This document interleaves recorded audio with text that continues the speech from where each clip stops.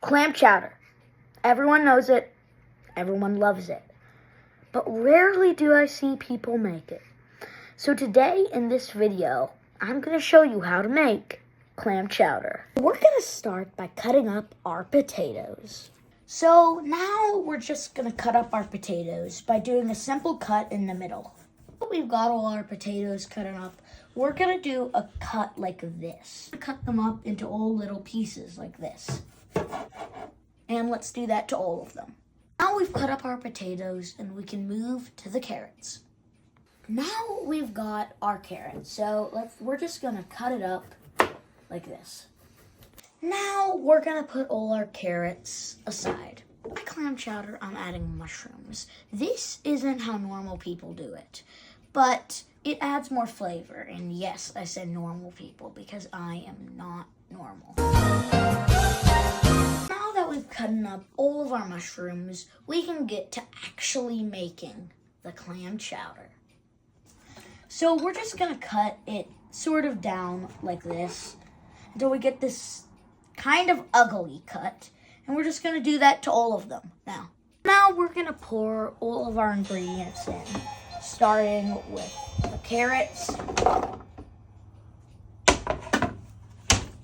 mushrooms,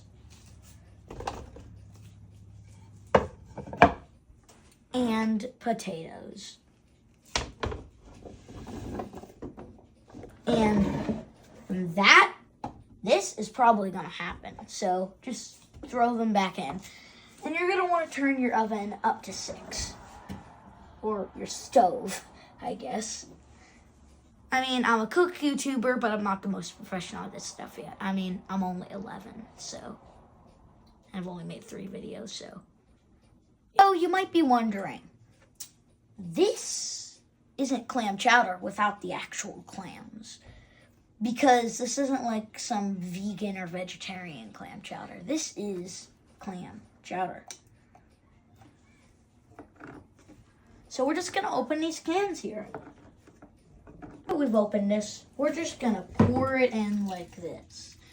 And this isn't gonna add all of the moisture, but that clammed water is gonna just add a little bit of flavor to it. A pop of flavor that we all want whenever we eat clam chowder. Or at least I want. So now, as you can see, we've got the water, the milk, and the butter. So we're gonna start by putting the butter in and just plop it in. And then we're gonna just pour this water in. And then this milk. Now you might want more because, well, just look at it. You want this entire thing to kind of be submerged a bit. Now, so you're just gonna want a little bit more milk and water. So now we're just gonna stir it. We're just gonna stir it slowly, so I'll play the footage later. Oh, Jesus. We're just gonna want to add a little taste of classic flavor. Salt and pepper. And yeah. I've been wondering why this was sitting around in the background for the video. We're gonna make a bread bowl. You're just gonna kind of cut it up, find a good layer place, and you're just gonna wanna cut through it. Now you're just gonna kind of dig in now with the fingers. Dig it. So you're just gonna kind of just pull clumps out of it. Like that until it gets pretty hollow. But make sure not to pull the bottom up. One time when I made this, it didn't go so well. So after you've done this, click back onto the video. So now that you've digged in there, it should look like this if you're doing it right. Now you don't want to poke a hole on the bottom or the sides, or else the soup will pour out. You want to get your bread bowl onto a plate because you don't want it to just be touching the ground, do you?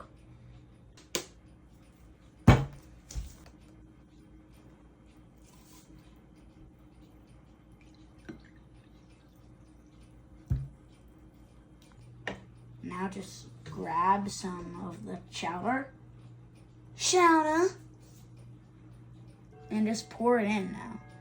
Now, this is a very dangerous process because this is very hot, but you asked for a bread bowl. No, you technically didn't ask for a bread bowl, but whatever. Just grab some of that amazing broth. Also, definitely get some of those mushrooms in there. And just get everything, and I'll see you on the other side.